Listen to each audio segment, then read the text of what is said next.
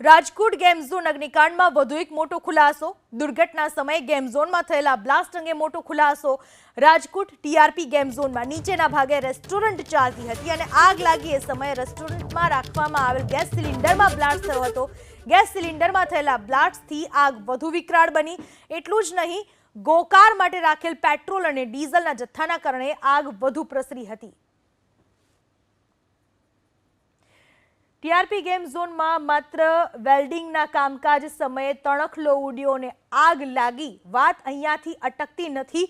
આ આગ કઈ રીતે લાગી એ ઘટના છે, પણ આગ કઈ રીતે પ્રસરી એના માટે અનેક કારણો જવાબદાર હતા। ત્યાં ગેમ ઝોનમાં રેસ્ટોરન્ટ પણ ચાલતું હતું, જ્યાં ગેસ સિલિન્ડર રાખવામાં આવ્યો હતો। એક ગેસ સિલિન્ડર બ્લાસ્ટ થયો, સાથે ગોકાર માટેનું પેટ્રોલ રાખવામાં આવ્યું હતું। એ પેટ્રોલના જથ્થાએ આગને વધુ વેગ આપ્યો, તો સાથે જનરેટર ઓપરેટ કરવા માટે થઈને ડીઝલનો જથ્થો પણ રાખવામાં આવ્યો હતો। આશરે 1.5 થી 2000 લીટર આ જ્વલનશીલ પદાર્થ હતો, જેના પરિણામે આગ વધુ વિકરાળ બની।